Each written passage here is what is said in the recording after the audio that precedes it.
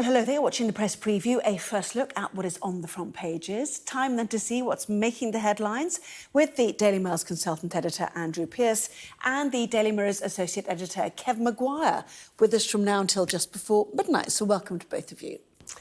As ever, we start with the front pages. The Guardian then, hearing from union representatives warning that recent and future rail strikes could soon lead to a general strike if disagreements aren't resolved. That is also the main story for the hour, UK general strike threat, they say. Shocking, that's how the Mirror describes the possibility that household energy bills could soon hit £500 a month. The Telegraph leads with a warning from the UK's National Security Advisor that China and the West could accidentally go to nuclear war with each other as China expands its nuclear arsenal. According to the Metro, the past month is likely to be recorded as the driest July since 1911. The Financial Times reports that the US Central Bank, the Federal Reserve, has raised interest rates by 0.75 of a point for the second month running. The Daily Mail goes with the story of a barrister who has won a landmark legal battle over her right to stand up to what the paper calls trans extremists accused of trying to wipe out women's rights. And the Star shares its tips for avoiding a drought, some of which seem to involve questionable hygiene, according to the paper. Well, a reminder that by scanning the QR code you'll see on screen during the programme, you can check out the front pages of tomorrow's newspapers while you watch us. That is a map of the fires around Yosemite National Park. But anyway, tonight we're joined by Kevin Maguire and Andrew Pearce. Welcome to both of you. Good to see you. Let's start with those household energy bills, shall we? Some extraordinary figures. We see wholesale gas prices back in the top of the news agenda again. I mean, Kevin, how's anybody going to afford £3,850? Nearly £500 a month. It's incredible, isn't it? No, absolutely. It would plunge more than half of households into fuel poverty, which is calculated as spending more than a tenth of your income on gas and electricity. Prices would be 3 times what they were at the beginning of the year. And it's why political parties running around saying you can have this rebate, you can have that, you can have a payment, haven't quite grasped the scale of the problem. And yes, a lot of it is fueled by what's happened in Ukraine with Putin's invasion.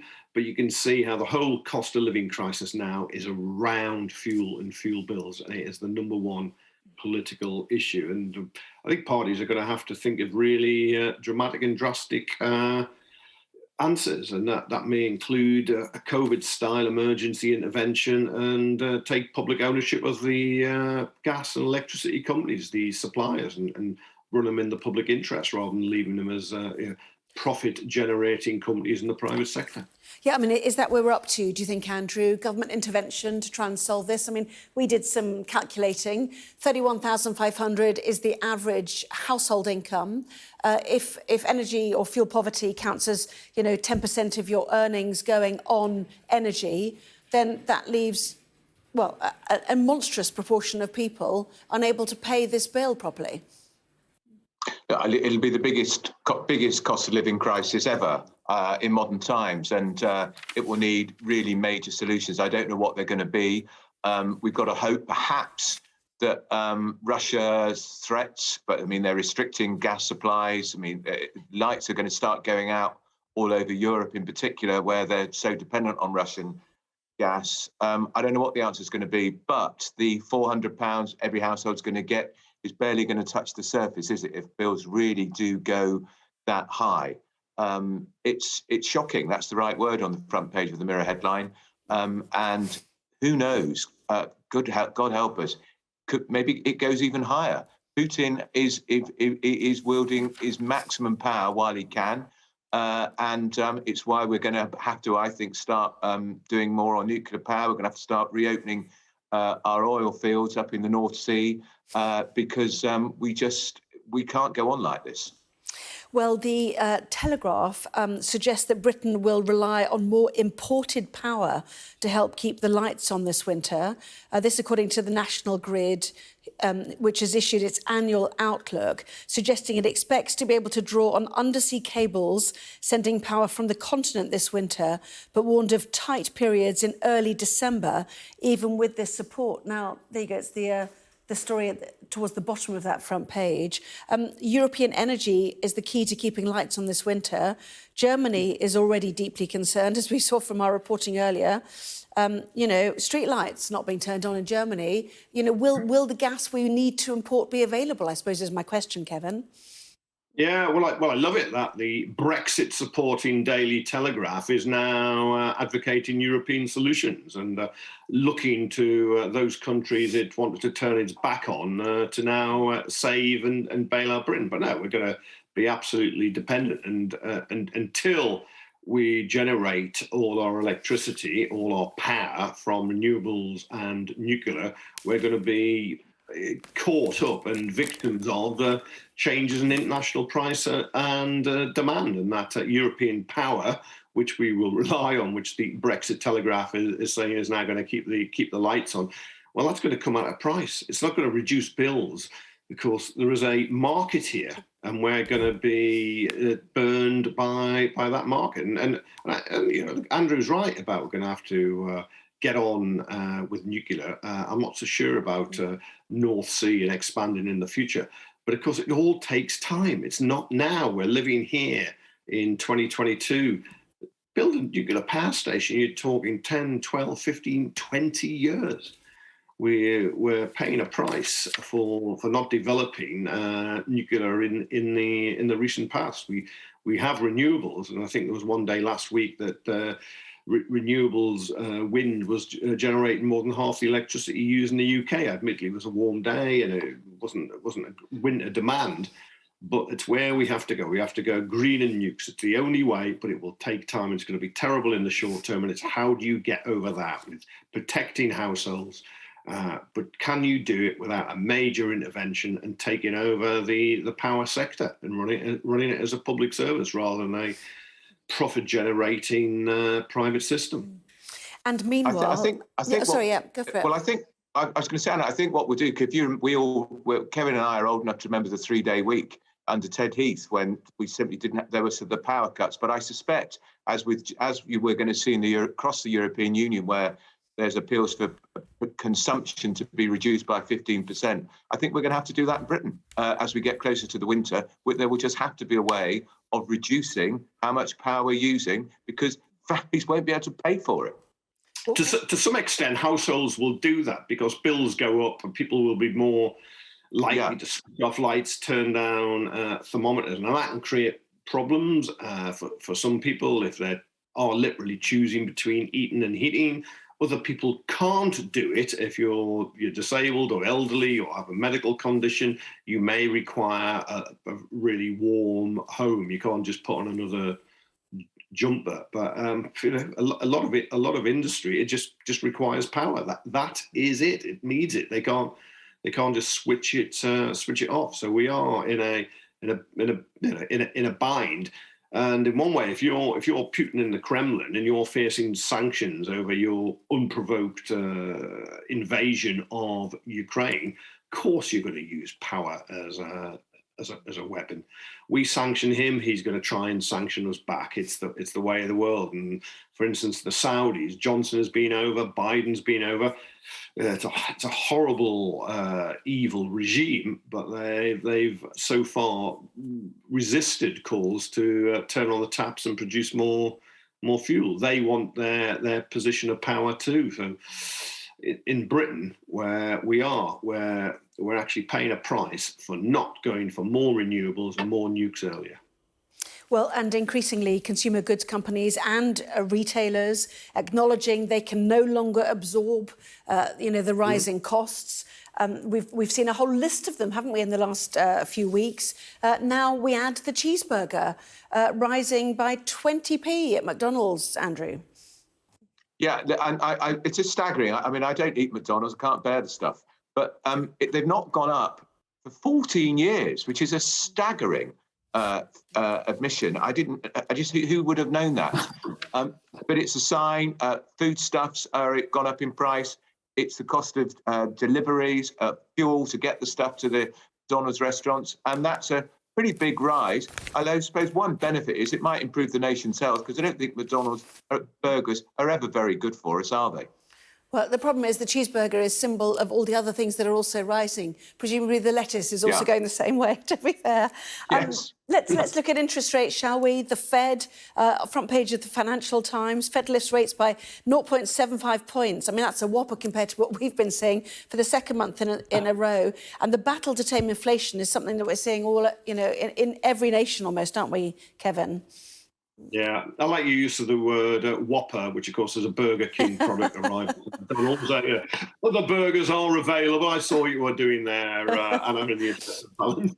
Yeah, but that's that 0.75% increase is on top of the 0.5% increase earlier, and we're going back to the the early 1980s, 1981, when inflation was high and interest rates soared as a result. But raising interest rates can perhaps curb inflation, but then they create their own problems, where people have got loans and mortgages and they can't pay them, and unemployment can go up as a result. But it's a kind of reminder that the problems in the UK and are not unique. They're around Europe and around the world. But it is why, in some ways, are we suffering more than other countries? Because, for instance, next year the OECD predicts there will be zero economic growth in the UK. Only Russia, which is sanctioned, will have a worse performance. That'll be negative. But other countries, including France, Germany, Italy, Spain, Japan, Canada, US, other economies will do better than ours. Why are we doing so badly? But at the same time, I acknowledge that the FT there reporting interest rates go up in the US. We're not alone in that we're going through a turbulent period. But why, in some ways, are we doing worse than other countries? That's a question to backed a government that's been in power for 12 years. Whereas Andrew need to answer. Well, the thing is, I mean, well, look, the projection is we might be the lowest, the worst, but these projections are often wrong. But the fact is, the whole world economy is groaning; it's under strain. And although we might be worse in G7, the rest aren't doing much better, Kevin, and he knows that. But while we do have one advantage, we don't have the huge unemployment which we had in the early 1980s when we had this problem with rising interest rates and inflation. We have virtually got full employment. Okay. Yeah, partly because 1/5 of the workforce has opted out. Stop. I'm running out of time. I've got drought to talk about. The news that Britain could be set for its driest July since 1911. Discussing that after the break.